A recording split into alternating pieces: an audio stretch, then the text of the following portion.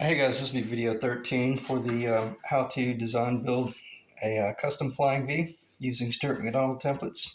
And you could use the templates also for the fretboard. But for the most part in this video, I just want to update or show the progress on the flying V. But I'm going to get fairly technical here, and I'm going to talk about order of operations and things that I'm thinking of when I'm getting ready to do a fretboard.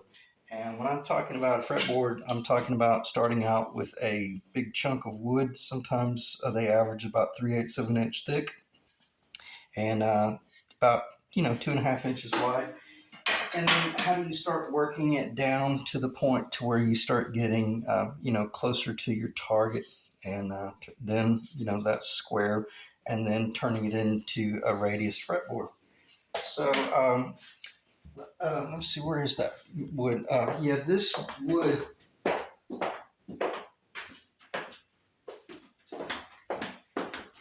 I bought this wood long time ago, and originally this was going to be I was going to build a classical guitar. This is Palo Ferro, I guess is how you pronounce it. Ferro, Ferro. To my knowledge, I think that would be pronounced Palo Ferro. So Bolivian rosewood is what this is. Quarter sawn. So this would have been the side set and a book matched side set, like this right here. But nonetheless, up in that top left corner was the most beautiful fretboard I had seen in a long time. And in the top right corner, that one on the left, is the second most beautiful fretboard I've seen in a long time. So that's where the fretboard came from. And if you're wanting to well, I won't start talking about that because that goes off on another tangent. In other words, if you're wanting to build your own fretboard, you have to really ask yourself why. Why would you want to do that? Because I think for the most part, you're going to really regret it if you've never done it before. And there's no sense when you can go to Stewart McDonald, Stewmac.com, and you can buy your fretboard for under $70 to $80. And that's a really nice fretboard. That'll be like an ebony. I think the ebonies are right at $70 to $75. And then they offer the Palo Ferro for, I think, around $80 to $90. And then you can also get Madagascar rosewood, which is really stunning as well. But the Palo Ferro is really beautiful. It's beautiful. Just looks very, very close to a Brazilian. So let me pause briefly. I've been doing some routing. I need to clear my throat, and I'll be right back. Okay. So anyway, you can buy your fretboard pre-radiused. Meaning, and I'm going to kind of hold your hand here because keep in mind, guys, there's a lot of guys that are watching these videos. They don't really know what we're talking about when we talk about a radius fretboard or scale and stuff like that. So radius means that the top of the fretboard has an arc to it. If you have a classical guitar, they can be flat. I don't like that. I never have liked that. And well, that's a different story for a different song. But I've been thinking about experimenting with. Well, that's what that's what this wood was intended for. I was going to build a classical guitar, and I was going to do like a 26-inch scale, a really long scale. But I was going to do a compound radius fretboard with nylon strings, 1 7/8 inch nut, and then traditional bridge spacing. So I'm digressing a little bit, but basically you could go flat on your fretboard, or you could go as tight as, like, I think 7.25 is the fender. And I know Andy Summers, that's his target fretboard, a very, very sharp radius, because his 60's Strat has that, and his signature guitar has a real sharp radius. I like a 12-inch radius. All of the Gibsons that I've ever picked up and played were a 12-inch radius, and that is one cool thing about Stewart McDonald. You can get the 12-inch radius in the Gibson scale, but in the modern scale. Remember what I said in the last video, you can get a 24.562-inch scale, which means that's also called the speaking length, which would be the speaking length.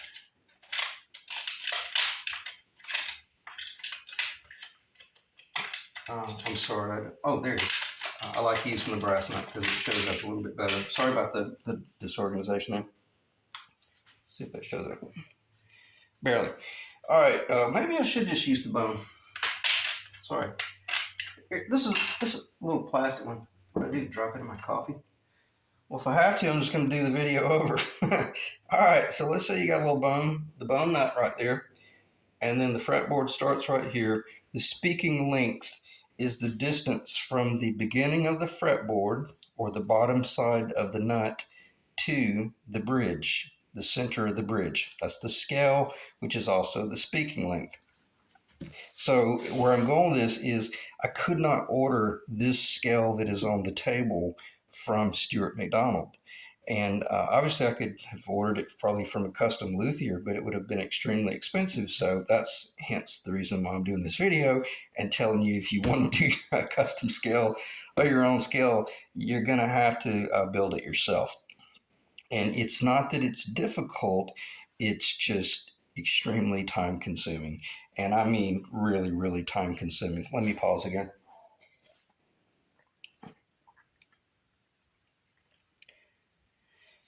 You're typically looking at, it usually takes me about 2 to 3 days to do just a fretboard. But if I'm doing like a mother of pearl Les Paul inlay, we're looking at about 4 to 5 days, if not a whole week, just to do the entire fretboard from a raw blank of wood up to the finished job. So if you're building your first guitar and you're able to be a little bit more flexible, just go with a 24.562-inch scale or the 25-inch scale, which is the dobro scale. Or if you're building a Strat or a Tele, then you could go 25.5-inch scale. Order your fretboard from Stuart McDonald. It'll already be pre-radius. Guess what else it will have?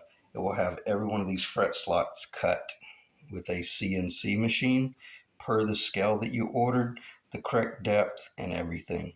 And then basically all you'll have to do is just come in and taper it. Well, I've got one right there in front of me. I'll grab that up. You'll just have to come in and taper it. You guys should know that it's wider at the body than it is at the nut. So in other words, all you'll have to do is taper it. And if you elect to do a binding, then you're on your own for right now. But you'll have to then reverse engineer it from whatever nut width you want, less the binding that you're going to put on it and things like that. Okay. Excuse me. So, but if you're like me, I'm stubborn, and I like doing things custom and unique, and it also appeals to the true guitarist out there to know that what they're playing is in fact a vintage scale, and it's not that it's a custom scale, but it's just that this is not a scale that you can get off the shelf anywhere. Okay, and I've already driven that home. So what are we looking at here? We're looking at a Bolivian rosewood 12-inch scale. 12-inch radius, 24 3/4-inch scale, which is the speaking length. And what we've got here is you're going to want to go on a website called tundraman.com. And you're going to type in 24.75 and then how many frets you want to calculate. I calculate 25 frets, and that gives me the end of the fretboard of a 24 fret fretboard. So there's a possibility I'm going to go ahead and fret this fretboard up with 24 frets. And then because I've got it listed as a 22 fret fretboard, and if someone does not want the 24 fret, then all I got to do is pull out. See, this would be the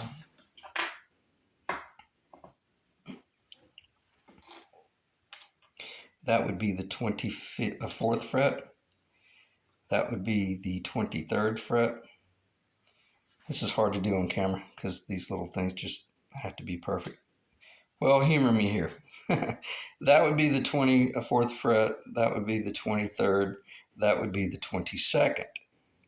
But if you want it to be a 24th fret, then you will cut the fretboard off at the 25th fret location, and that would be a little bit of overhang.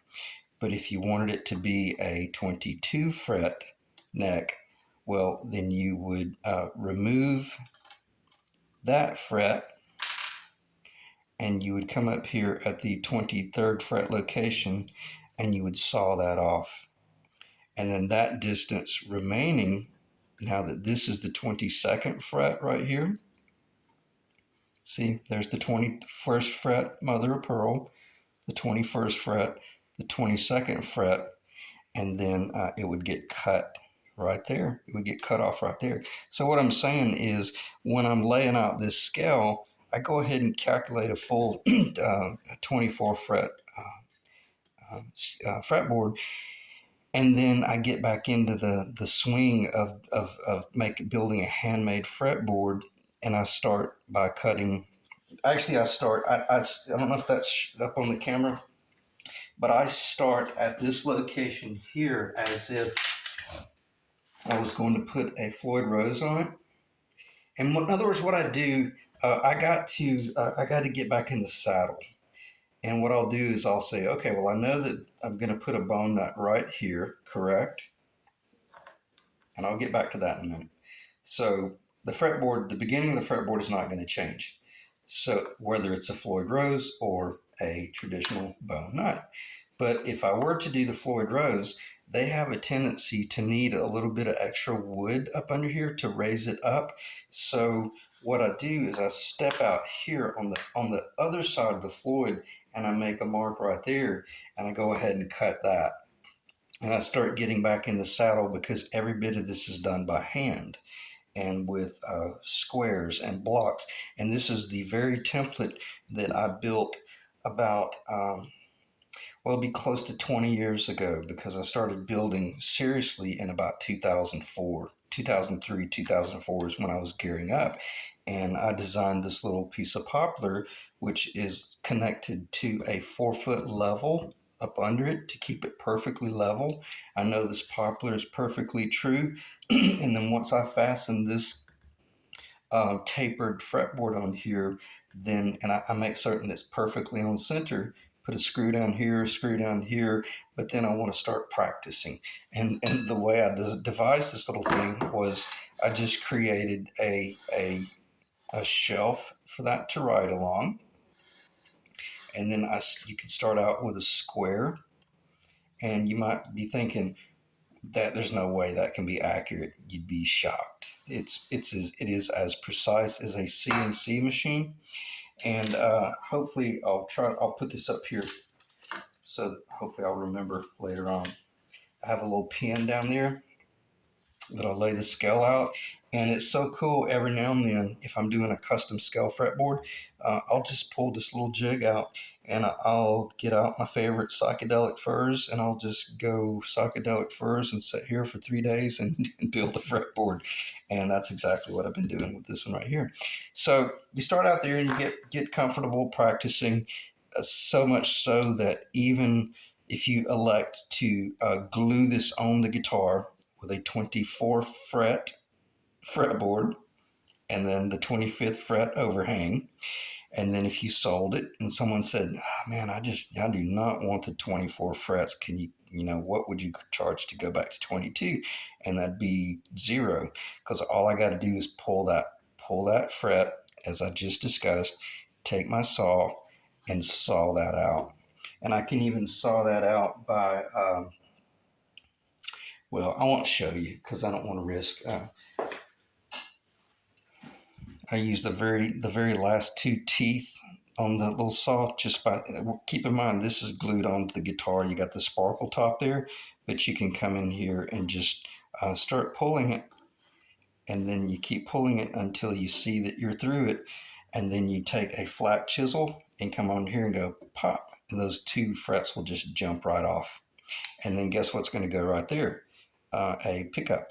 So your pickup location. You will have made a mistake if you went ahead and routed your pickup, because now it's too late. You convert it to a 22 fret, then it's just not going to work because your pickup is too far down. Okay, so in other words, somebody may want a 24 fret, and that's what that's for. If they don't, 22 is just as easy. Am I going to put these last two frets in? I may, because quite frankly, I could hammer them in while it's on the guitar as well. Okay, just as easily. So I went off the rails there a little bit, but hopefully it was for a worthy cause. All right, let me check the time. See what time it is. Yeah, we're already at 16 minutes. What do I want to talk about? I'll talk about this briefly. This is a phenomenal ruler scale. Have metric on the bottom and SAE on the top. Can put a pin down here. Let that be your starter pin, and you position it in that hole right there. Now keep in mind, this is true cowboy luthery work, but it works because you can come up here, and let's say you wanted to put that at okay, bear with me. I'm at the pin location right there, but I start my 0 fret location or the nut location at 100, which is the same as 0. Because if I look down at my scale chart, and my scale chart tells me that I need a fret at the 406 millimeter mark, well, then I go up to 506 because I started from 100. And then what I did was I put this up here. I'll go ahead and do it. It's probably easier to just do it on camera. And you can see where my mind was 20 some odd years ago. And does it work? It's incredible. I mean, it works so well. See, I have a 1/4-inch shelf up under there that is precision offset on both sides. And then you come in with your straight edge, and you slide up against your fence back there, and you slide over to 506 or whatever your target is, and then you take your X-Acto knife, and you I don't want to scratch the fretboard, so I'll just put it in that slot. Now you might be thinking, well, wait a minute, what do you do about the actual the thickness of the blade? Well, you got to know what you're doing. You just make a decision. Are you going, once you score this, I score it with the sharp edge first, and then I pull this out of the way. I'm sitting here holding it up against the fence, and then I really score it. And then I will flip the X-Acto blade over, and I'll take the back side, and then I'll widen it out. I'll open it up a little bit on the top, so that when I do come in with my fret saw, now keep in mind, I'm just marking it right now. Then I'll kind of come across the top and cut into it a little bit and really start defining it. Keep in mind, this is before this was radiused. This was before it had the mother of pearl. This was all this, it looked identical to that right there, basically. Okay. And then after you score it, this is exactly what I've made these for 20 some odd years ago. This is Honduran mahogany as well. This came out of an old hotel up in Nashville, Tennessee. I want to say it was Thompson Station, because I used to be in architectural millwork up in Franklin, Tennessee, and I had a bunch of this. But this is about as perfectly true as true can be, and I've got it square here and perfectly square here.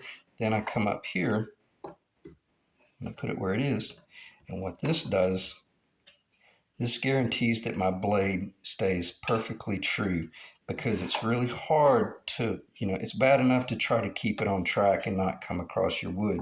But if you do something like this right here, then you can reach over here,